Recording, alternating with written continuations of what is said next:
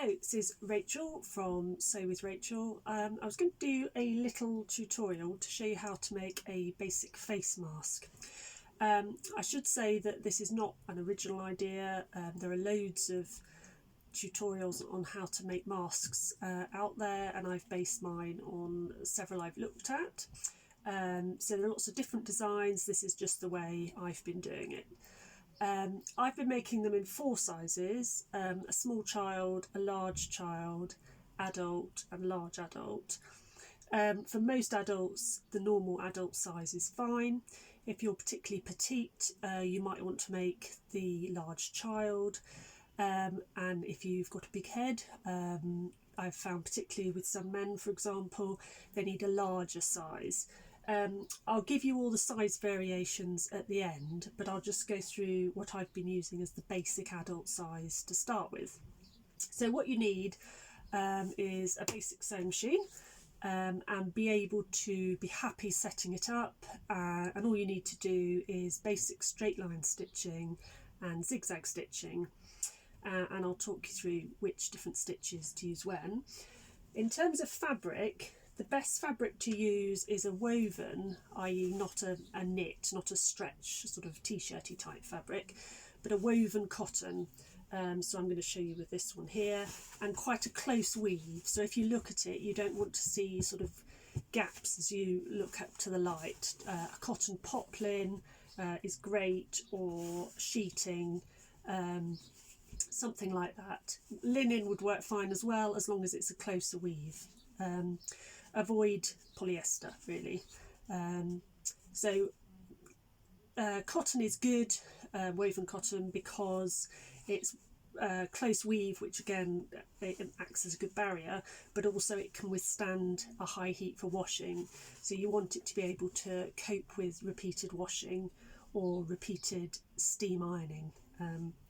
And I would wash it first, make sure it's pre-shrunk and clean before you start. So to start with, I've cut a rectangle which is 8.5 inches across the top and 16 inches in length. And if you have got a pattern and you want the pattern to be the right way up, the pattern needs to go facing that way up, not that way up. So I've got flowers that grow upwards, not that it matters too much. So you need your cotton and you need some elastic. I've been using, I think this is 5mm width elastic. I would say sort of between 3 and 6mm width elastic is great. If you don't have elastic, you could use ties, make your own fabric ties, or shoelaces, or anything really, to go around the ears. But this is the elastic I've bought. You can buy it by the length from places like Trago or online, eBay or Amazon.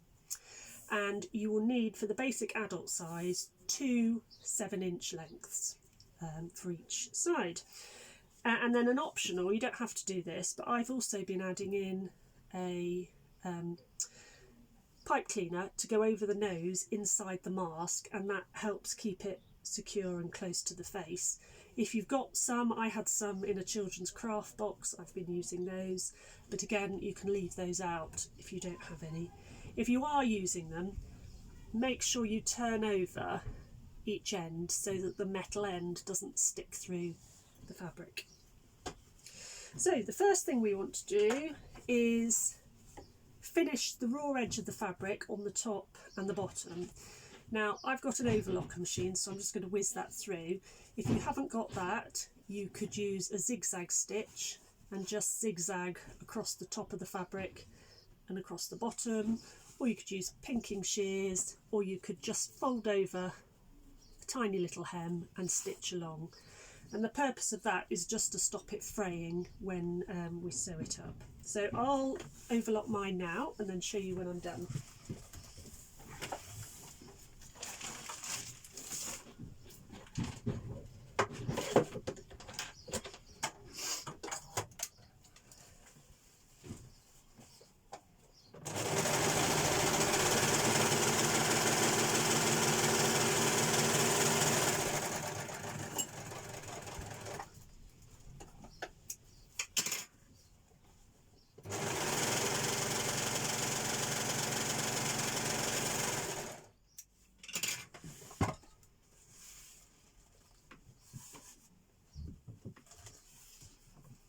Okay, so I just overlocked the top and the bottom, the two short ends, just to finish that raw edge of the fabric and to stop it fraying later. So whether you're doing zigzag or pinking shears or just a mini hem, that will stop the fraying threads, because it will be washed repeatedly. Okay, the next thing to do is to fold your fabric right sides together, so that's the pretty side of the fabric inside, and match up those two short ends that you've just finished off. And we're then going to sew across the top here, doing a lock stitch, which means stitching forward a few stitches, then back, and then away you go, to secure the thread at the beginning and at the end. But remembering, we're not going to stitch all the way across. We're going to leave a gap of about 2 inches in the middle. Now if you think you'll forget, just put a couple of pins or do a pencil line or something, and it's not critical where it is, but somewhere in the middle you want to stitch across, stop there, leave a 2-inch gap, start again with your lock stitch and stitch across to the other end. And by leaving that gap, it means you can turn it inside out later, and it also becomes a little hole. So some people like to put an extra filter material inside the mask, extra fabric or tissue or something like that, so it's an extra pocket. So I'll stitch mine now, and I'm stitching it with a 5/8 of an inch or 15mm seam allowance, and that means I'm stitching that distance, 15mm, from the edge of the fabric. You'll have on your sewing machine probably seam allowance lines that you can line your fabric up to keep you on track. It's not critical, but you just want roughly that distance from the edge all the way along. I'll do mine and then show you.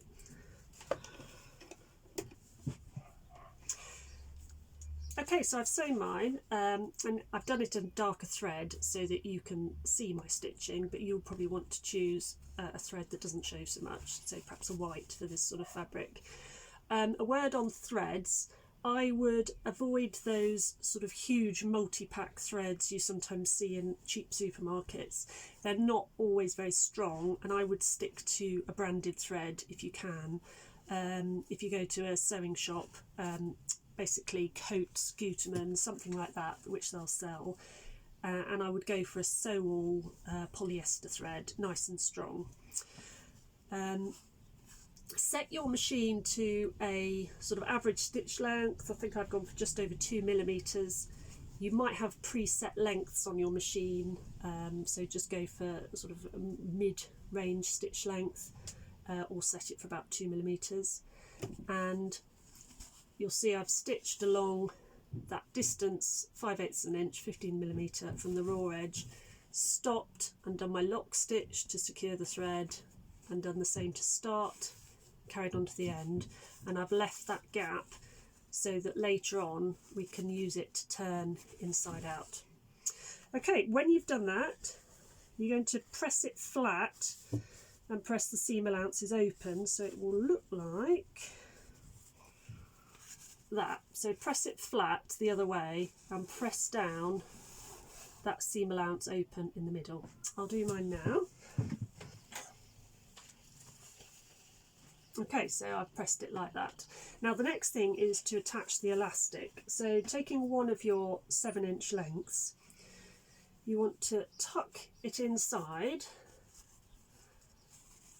with just the end sticking out close to one end of the open side, like that. And I'm going to, you can clip or pin, I'm going to put a pin in just to hold it securely.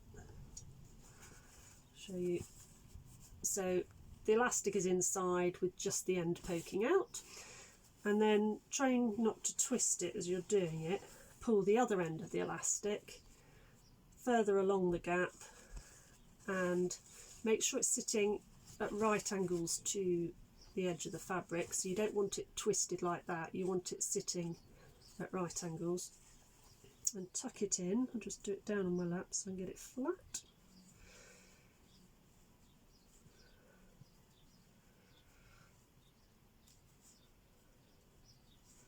And I've pinned it there. So the elastic is inside the two ends just sticking out slightly on each side of that opening.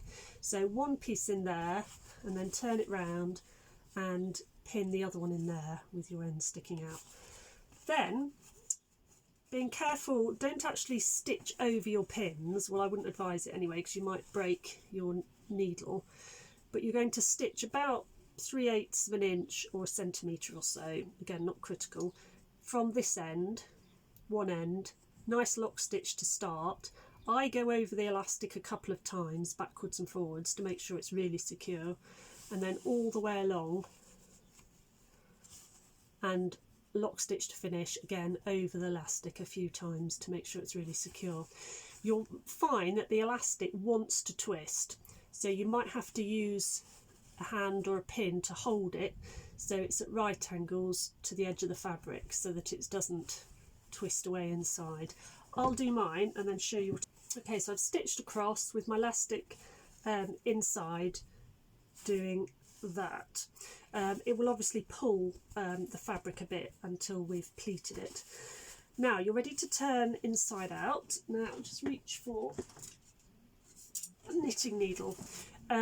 So using that gap that we left earlier, you're going to use that to turn your mask inside out and push out those corners. You could use something to push them out. You could use the handle of a knitting needle, or a chopstick, or anything really, but not anything too pointy. It's so easy to push right through and go through your fabric. So you're left with that. So elastic handles on both sides, with the elastic coming straight out, not at an angle like that. So next thing is to give that a press.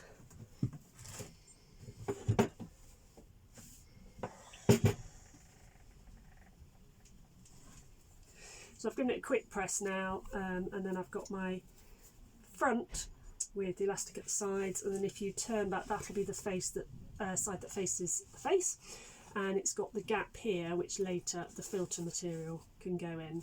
Now the next stage is putting in the pipe cleaner for the bridge of the nose. If you're not doing that bit, just skip along to the next section. If you do want to do that bit, so I've got a pipe cleaner here which is about 5 inches, something like that, and it will just help the mask sit nice and neatly around the nose.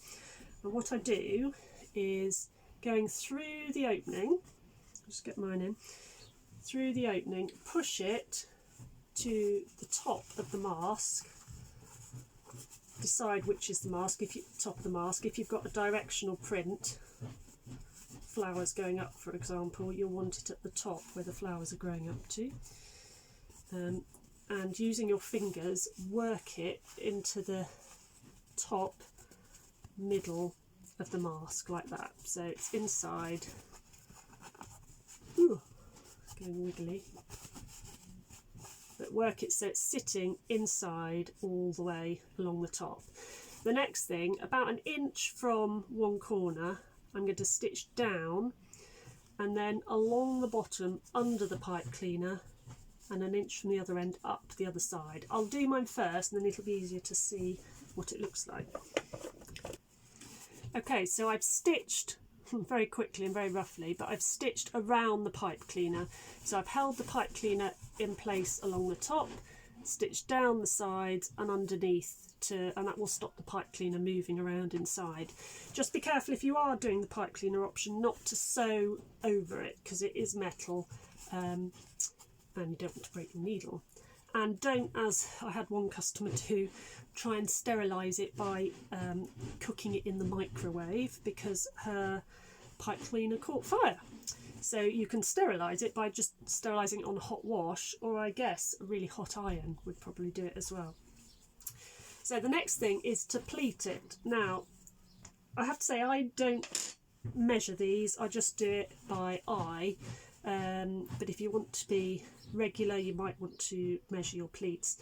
Basically you want to do 3 pleats with the pleat, the inside of the pleat, downwards like that, the fold facing down. You don't want it so it's the other way up, because apparently particles can get caught and sit in the fold. So on the front of your mask you want to do 3 pleats so that the fold is inside.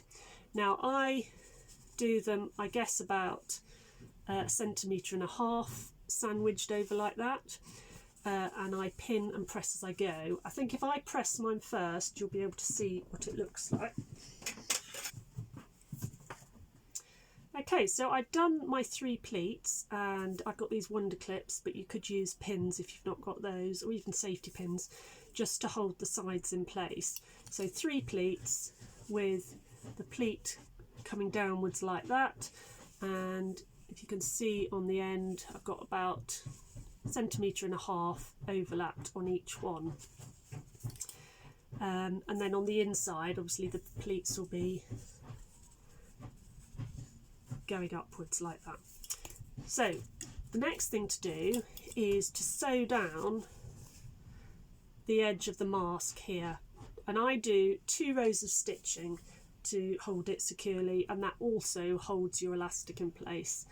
Now you've got quite a few thicknesses of fabric to go through and you may find your machine struggles a bit, so what I would do is lengthen your stitch length a bit.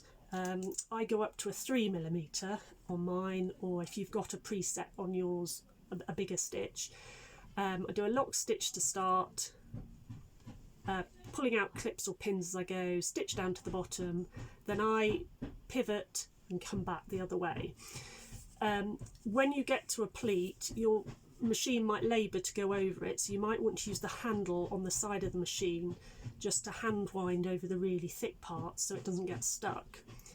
The other thing that can happen is when you start off, if you start right at the edge or right on a bump, the machine can knot up and not want to get going. So what you might find is that if you start just down from the top of the fabric, and when you do your lock stitch you then reverse back up, it will then have the momentum to keep going. I'll do my 2 rows of stitching now to show you, and again just to say I'm doing it in a dark thread so you can see it, but if I were making this to sell I would have chosen a more toning thread, probably a white. Okay, so I've done my 2 lines of stitching either side. Again, I haven't done it terribly neatly because I'm doing it in a hurry for the camera. I've gone down, pivot and back up, and that will catch the elastic in again and hold those pleats securely. Another tip, if you're finding that your machine is struggling to get over the thickness of the pleats, is to very gently, not much, but very gently just pull the fabric behind the presser foot, behind the needle, just to help it through a little bit. But that combined with a longer stitch length, and on some areas hand cranking the side handle, you might find that that helps you get over the pleats. That's definitely, I think, the trickiest bit if you're fairly new to sewing, dealing with the thickness of the fabric there. So that's your finished mask. If you want to measure your pleats, I wing it a bit and just do it by eye, but if you want to measure your pleats you could do that to make sure they're even, and you don't need to have the nose bridge in if you don't want. So that's the outside. The inside, you've still got that gap there which enabled you to turn inside out, but also enables you to put more filter material in. And then I find it easier to spread it out before attempting to put it on.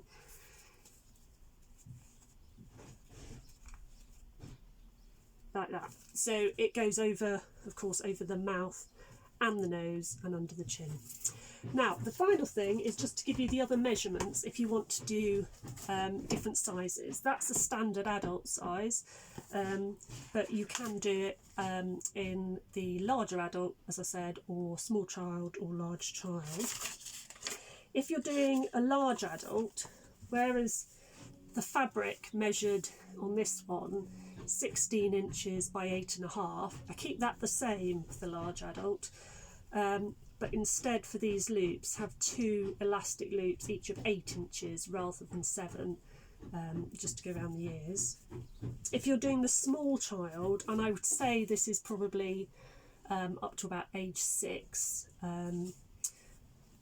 the fabric outer needs to measure 14 inches down by 6.5 top and bottom, and you want 2 pieces of elastic of 6 inches, so that's 14 by 6.5, and then 2 loops of 6 inches.